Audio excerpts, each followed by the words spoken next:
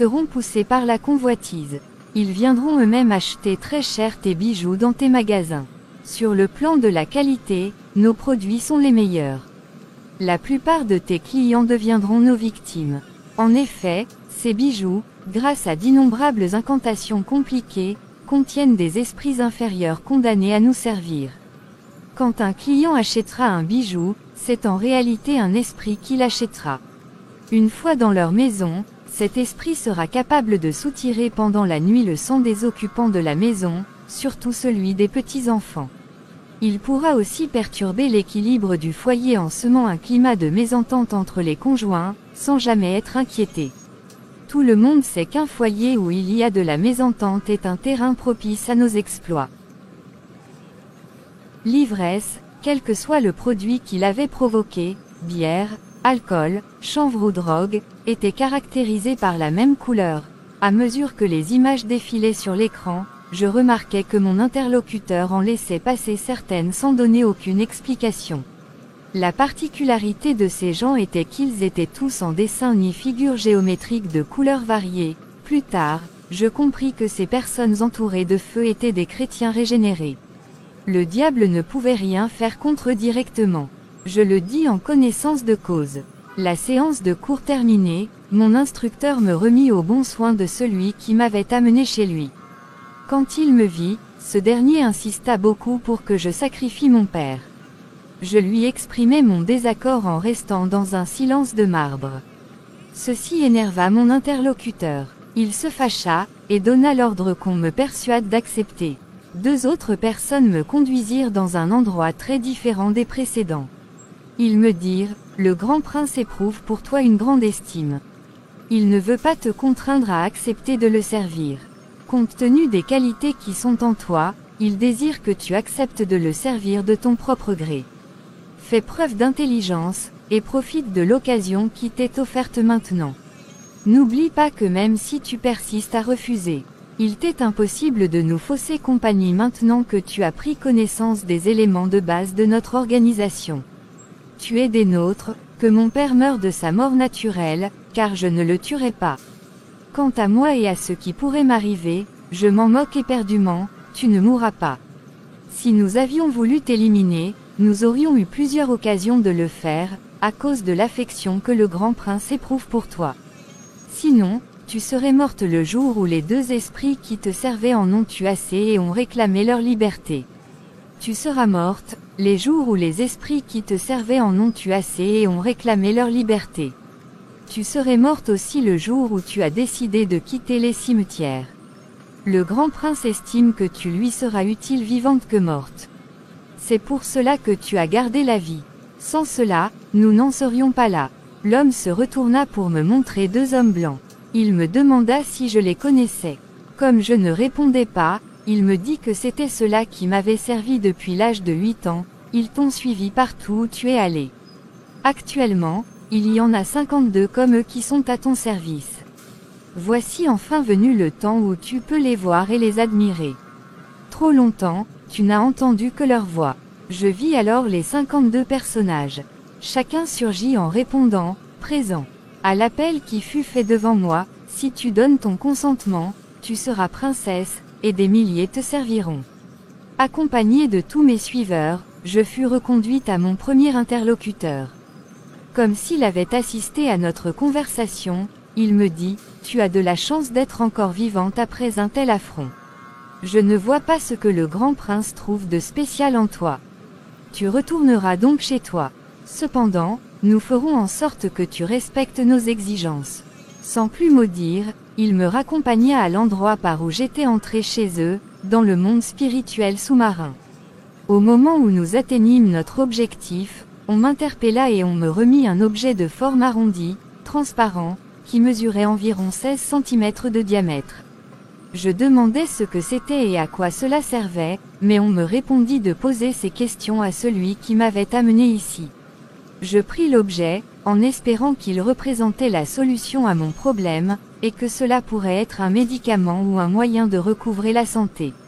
Sous l'eau, mon corps ne me faisait pas mal, mais toutes les déformations provoquées par la maladie étaient toujours visibles. Rien n'avait encore été fait pour ma guérison. Dans l'engin, qui me remontait, j'éprouvais à nouveau les mêmes sensations que pendant ma descente, mais dans un ordre inverse. Une fois à la surface, mes mains saisirent le bord de la pirogue, me permettant ainsi d'émerger de l'eau. Je respirais une bouffée d'air frais dans mes poumons, ce qui me procura un bien-être intense. J'étais revenu à la réalité, à l'air libre. Le magicien se tenait debout dans la pirogue. Il m'aida à m'installer à bord. Tournant mon regard de gauche à droite, je conclus que mon absence n'avait duré que quelques minutes. En dehors d'une personne assise sur la berge, rien n'avait changé. À mesure que la pirogue s'approchait de la berge, je réalisais que la personne sur la berge n'était autre que mon mari, Jean. C'était le dernier que je m'attendais à trouver à cet endroit. Mais, au lieu de me frustrer, la présence de mon mari me revigora, j'eus du mal à conserver mon calme. La solitude et les derniers événements avaient suscité en moi le besoin d'être en présence d'une personne chère. Toute joyeuse, je courus me jeter dans ses bras. M'appuyant sur son épaule, je perdis courage et me mis à pleurer. Jean demeura de marbre, sans un mot de consolation ni un regard vers moi. Il se tourna vers le magicien et lui dit, « S'agit-il d'une revenante ou de ma chère épouse, c'est bien ta femme. Il doit y avoir quelque secret entre vous, non.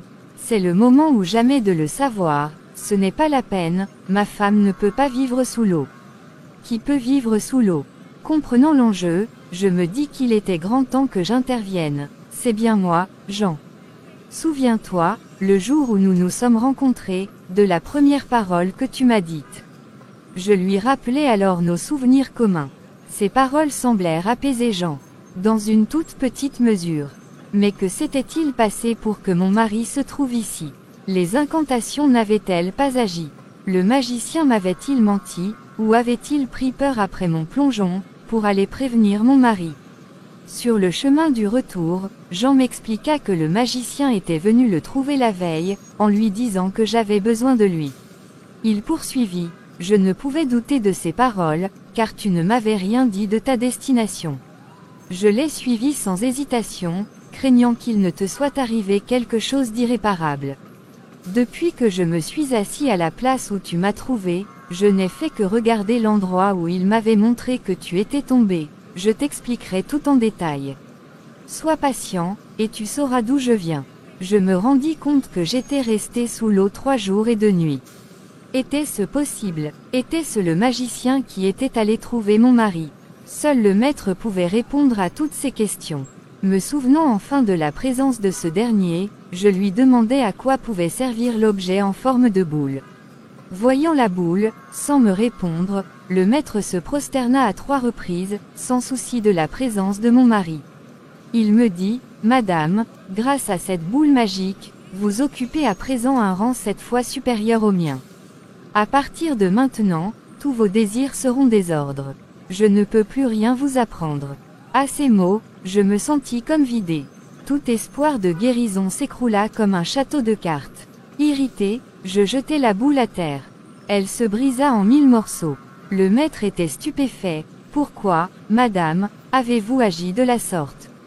Effrayé des conséquences que je pouvais subir pour avoir détruit la boule magique, le maître s'enfuit. Je ne l'ai plus revu depuis ce jour.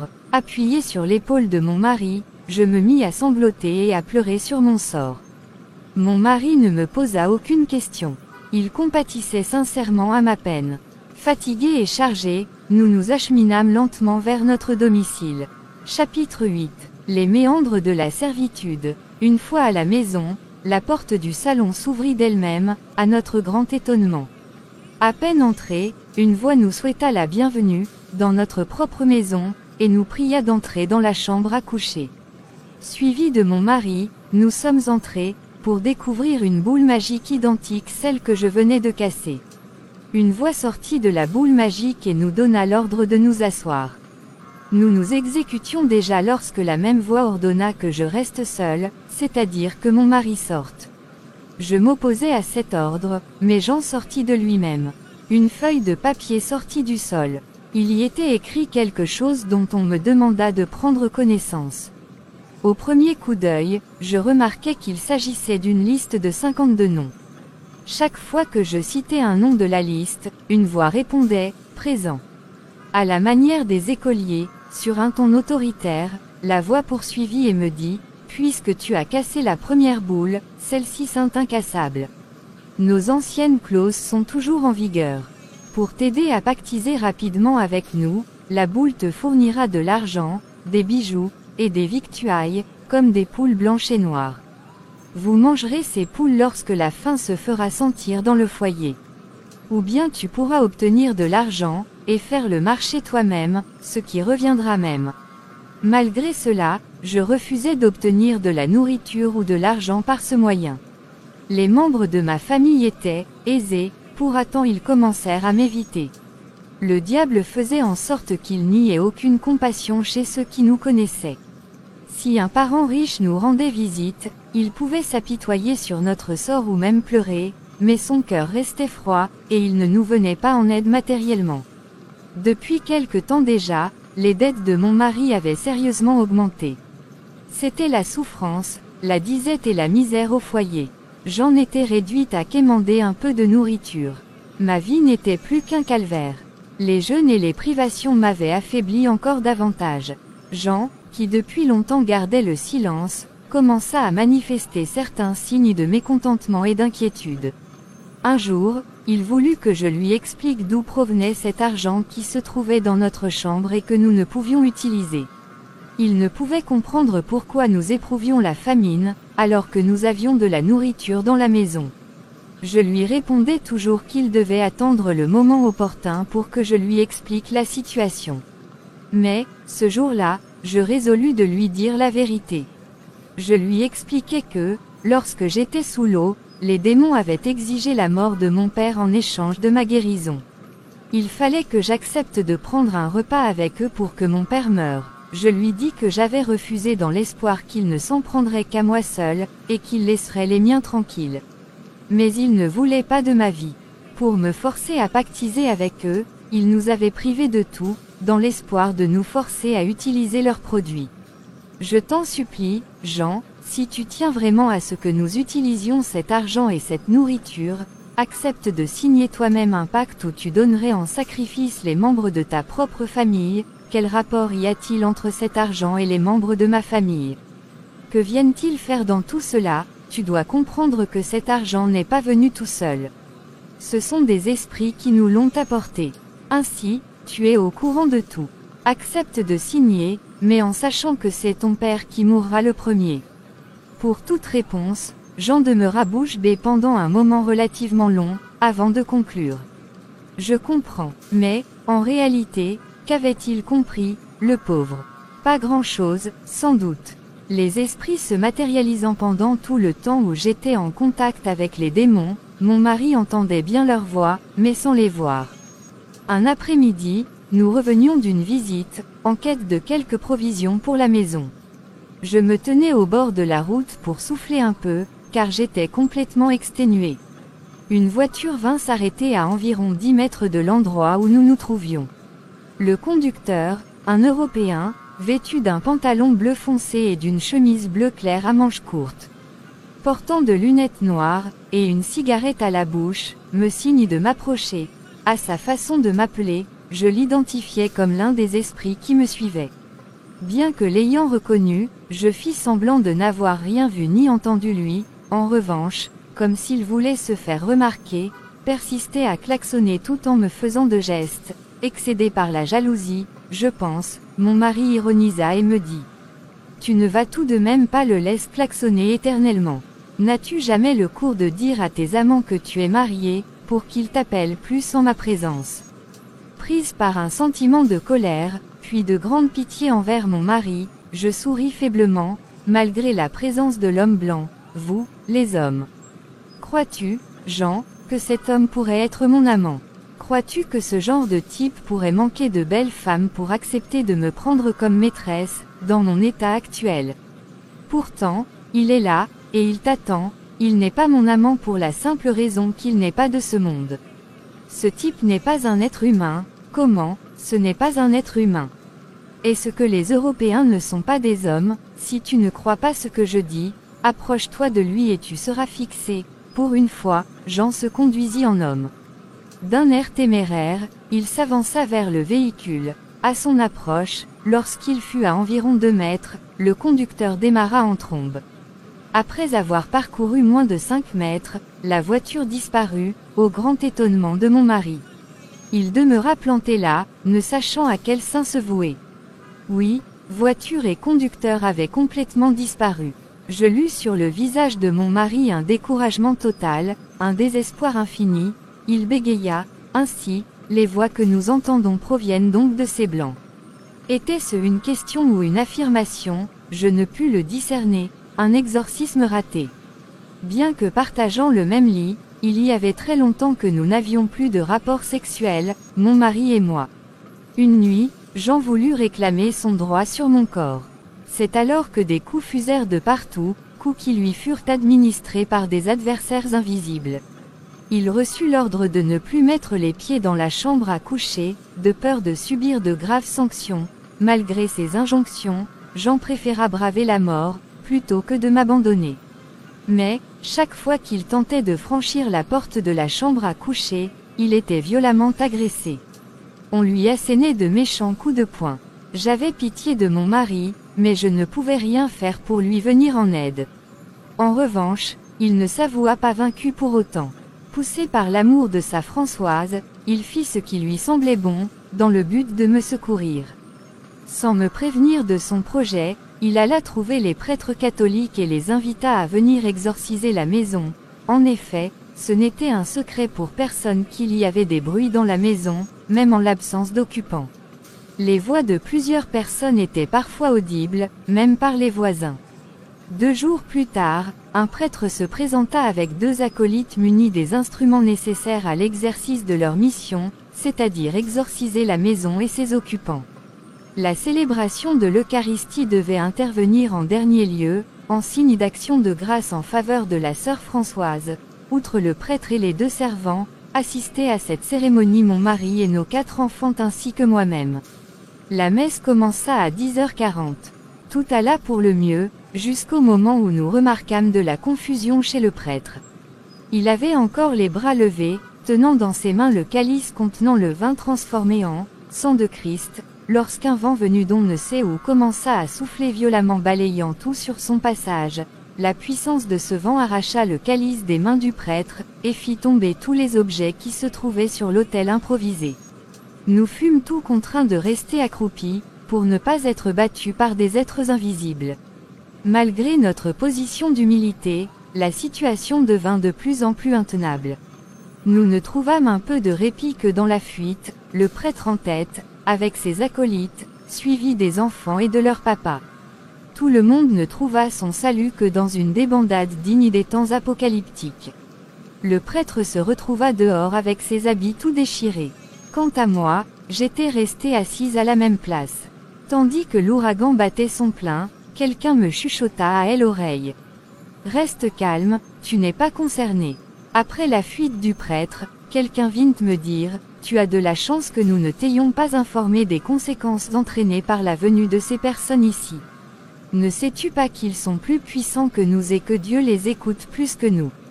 Sache que le jour où ils remettront les pieds chez toi, nous t'infligerons une punition que tu ne risqueras pas d'oublier toute ta vie durant. » Je fis part à mon mari de la mise en garde des démons.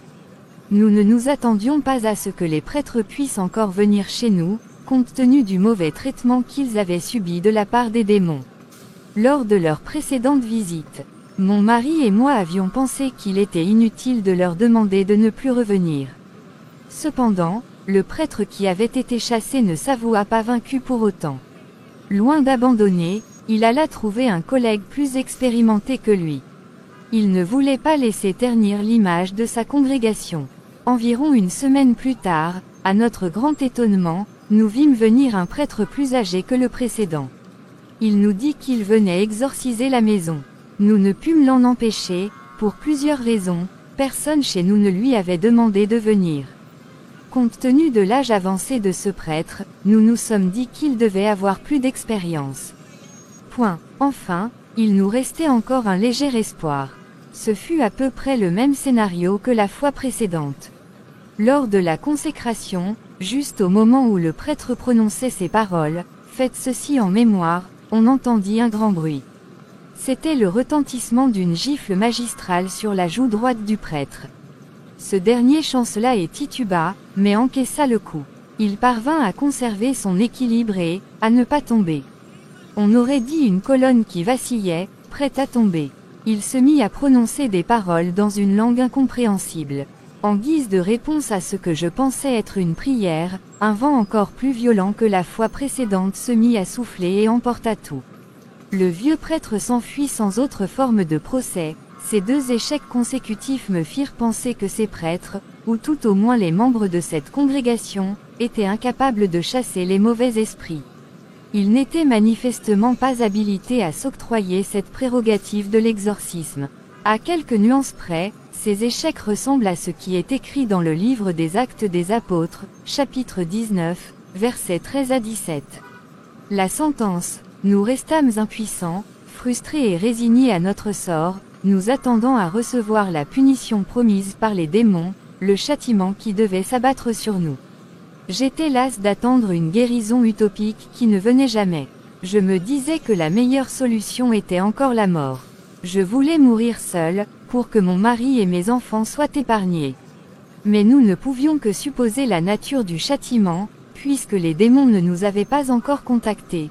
Une voix de quelqu'un qui se tenait auprès de moi me dit, comme s'il ne voulait pas trop nous laisser languir, un homme averti en vaut plusieurs. Demain, à midi, tu prendras connaissance de la sanction. J'informai à nouveau mon mari de la menace des démons. Il perdit son calme et se mit à pleurer. Pour le consoler, je lui dis de ne pas trop s'inquiéter sur son sort. C'est à moi qu'ils en voulaient, et non à ma famille. Je lui rappelai qu'ils n'avaient rien pu faire contre mon père, car je n'avais pas cédé à leur chantage. Ces paroles réconfortantes rendirent courage à mon mari, qui ne dit plus rien. Le lendemain, après le déjeuner, Jean voulut emmener notre plus jeune fils chez le coiffeur. Il alla dans la chambre des enfants, où il croyait les trouver en train de jouer après le déjeuner, mais il ne trouva personne. Il se rendit à la cuisine, où ils avaient pris leur repas. Avant de pousser la porte, il eut le pressentiment qu'un grand malheur venait de s'abattre sur sa vie, comme un mauvais présage. La première chose qui le frappa fut le silence des lieux. Tout était parfaitement calme. Poussant la porte, il découvrit une scène macabre. 5 corps étaient étendus pêle-mêle à terre, les 5 cadavres de nos enfants et de notre domestique. Chaque corps gisait à côté de son assiette. Le repas était à moitié entamé. Aucun doute n'était possible. Il n'était pas même besoin de faire une autopsie. Tout indiquait une mort par empoisonnement. Mais qui avait pu empoisonner les aliments des enfants, puisque même le domestique était mort? Quand avait été déposé le poison, puisque ces mêmes aliments nous avaient aussi été servis? Alors, les paroles prononcées la veille par le démon me revinrent à l'esprit, et je perdis connaissance. Il était midi lorsque j'appris la mort de mes enfants. Ils avaient tenu parole. C'était une punition dont je devais me souvenir toute ma vie. Qui peut donc oublier la perte de ces 4 enfants en un seul jour? Mes enfants, mes très chers enfants, supprimés en un seul jour de la face de la terre. J'étais touché dans ce que j'avais le plus cher au monde. Je me laissais aller au désespoir. Je ne pouvais imaginer jusqu'où pouvaient aller les représailles des assassins de mes enfants. J'étais plus morte que vivante. Après ce deuil, les parents de Jean s'accordèrent pour me séparer de leur fils. Ce fut pour moi un grand choc de perdre, en moins d'1 an, ce qui m'était les plus chers au monde. Mon mari n'obéit pas sur le champ aux ordres de ses parents, mais il finit par céder. Les tracasseries causées par les démons, ajoutées aux difficultés de tout genre, finirent par avoir raison du peu de résistance qui lui restait. Une nuit, Jean partit pour ne plus revenir. Plus tard, il se remaria, mais je sais qu'il continuait à m'aimer. Il se mit à boire et à fumer à l'excès.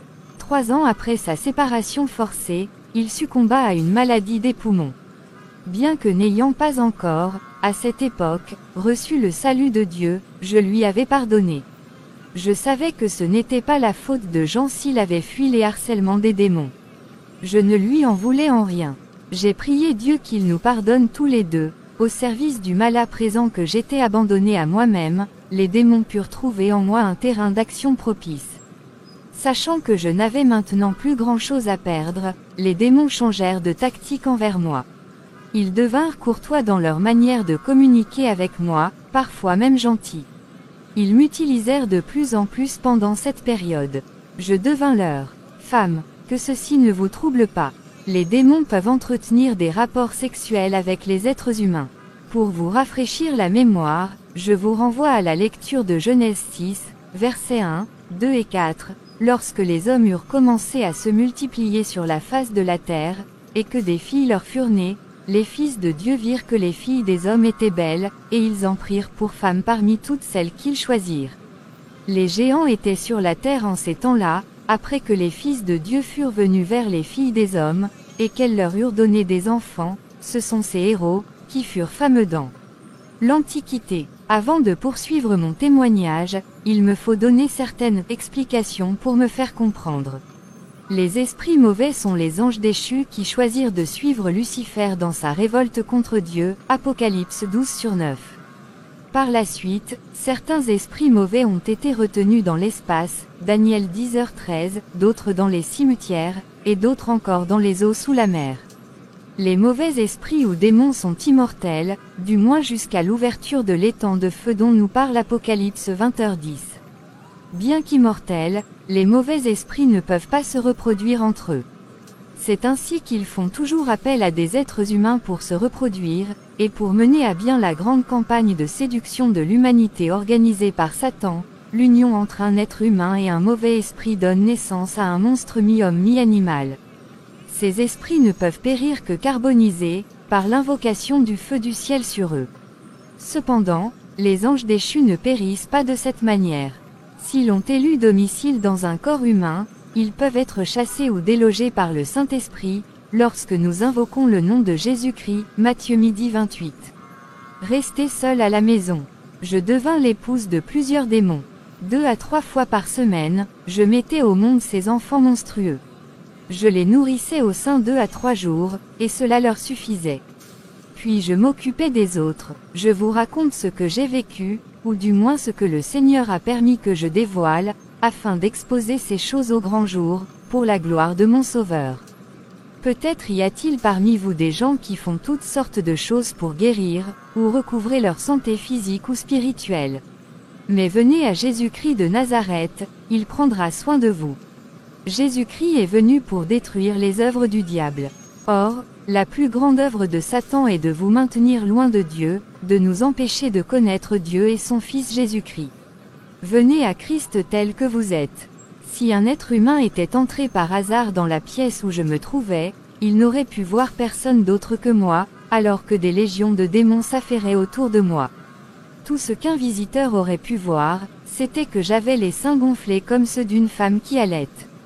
Parfois, certains auraient pu entendre des enfants pleurer, mais rien de plus. Je ne me lavais pas. On me lavait. Je ne faisais ni la cuisine ni le marché, on les faisait pour moi. Je ne savais pas d'où provenaient les aliments. Pouvez-vous imaginer une femme dont les cheveux se tresseraient d'eux-mêmes, ou qui mangerait des aliments invisibles? C'était pourtant mon cas. Oh, mon Dieu, que ma bouche ne cesse de louer ta grandeur, ta force, et ta toute-puissance, dans les siècles des siècles. Amen. J'étais comme un dépotoir de Satan, une réserve de démons. Personne ne me rendit visite pendant cette période de ma vie. Pourtant, la Bible dit que la vraie religion consiste à visiter les prisonniers, les malades, les orphelins, et les veuves dans leurs afflictions. Dans ma solitude, je n'ai vu aucun pasteur, aucun prêtre, aucun évangéliste, aucun homme de Dieu. Je ne pouvais plus bien réfléchir. Mon cerveau était traumatisé par tout ce que j'avais vécu et tout ce que je vivais. J'étais dépassé. Cependant, je n'avais pas peur de la mort. Je désirais mourir, de toute la force de ma volonté, mais la mort semblait ne pas s'intéresser à moi. Alors, lassé, je me laissais aller au gré de la volonté des démons. Exhortation bien aimée dans le Seigneur, vous devez savoir que les satanistes et ceux qui pratiquent certaines sciences occultes utilisent un vocabulaire différent du nôtre. Ainsi, par exemple, les bars, les nightclubs, les dancing, les hôtels, etc., sont leurs magasins. Pourquoi cette appellation? Tout simplement parce que c'est dans un magasin que l'on peut trouver le plus facilement ce dont on a besoin. Par exemple, si un magicien a besoin d'un tesson ensanglanté, pour renforcer ses pouvoirs magiques, il se dirige tout droit dans l'un de ces magasins, ou dans l'un de ces dépôts, bar-hôtel, dancing, etc. Une fois sur place, le magicien fait appel à l'un des démons qui se trouve dans ces lieux. Ces derniers se chargent alors de provoquer une bagarre entre les clients ou les consommateurs.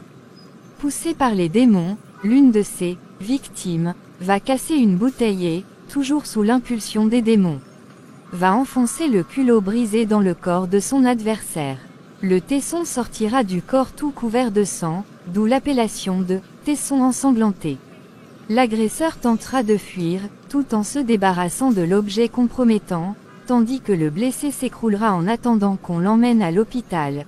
Le magicien, qui est à l'origine de la bagarre, viendra ramasser tranquillement le tesson, sans être le moins du monde inquiété, que celui qui a des oreilles pour entendre.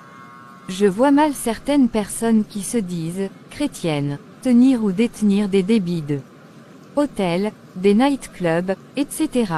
C'est insensé. Ma prière à Dieu est qu'il les aide à se débarrasser de ces établissements sataniques. Je ne leur dis pas qu'ils devraient les démolir, mais ils peuvent les transformer en établissements qui glorifieront Dieu plutôt que Satan. Par exemple, convertir des chambres d'hôtel en salles de classe pour l'enseignement des enfants, un bar en salle de conférence biblique, un dancing en bibliothèque chrétienne, ou un nightclub en salle pour des réunions chrétiennes. Gloire à Dieu, si Dieu nous permettait de voir ce qui se passe dans notre univers.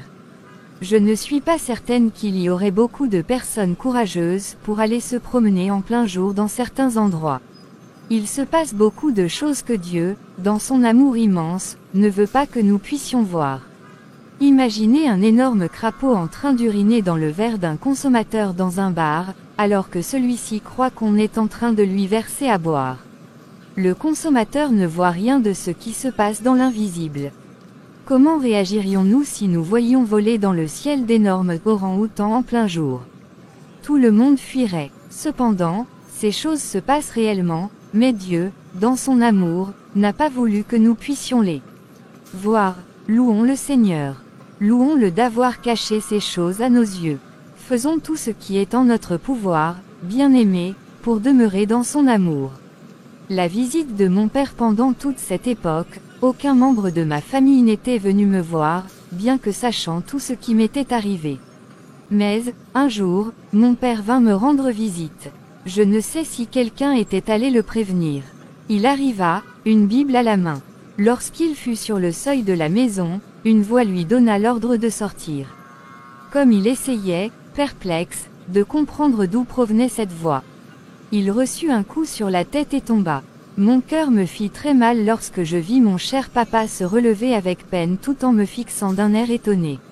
J'étais assise dans un fauteuil et je me mis à pleurer. Dès le moment où j'avais aperçu mon père dans l'embrasure de la porte, j'étais restée sans voix. Il m'était difficile d'émettre un son quelconque. Je voulais crier pour le prévenir de ne pas s'approcher de moi, mais je restais muette. À nouveau, la voix d'un démon tonna en s'adressant à mon père, « Sors, c'est un ordre. Sors d'abord, jette ce que tu tiens à la main, puis tu diras ce qui t'amène. » Mon père marcha à reculons jusqu'à la porte. Une fois dehors, il tourna la tête dans ma direction, puis regarda sa Bible, puis il se décida. Il ne jeta pas la Bible, mais la déposa cependant à terre. Il s'avança pour entrer, mais on lui ordonna de s'avancer à genoux. Je vis une larme couler sur une joue de mon papa. Il s'agenouilla et commença à ramper vers moi. Arrivé tout près de moi, il tendit les mains pour m'embrasser. C'est alors que je fus soulevée de terre.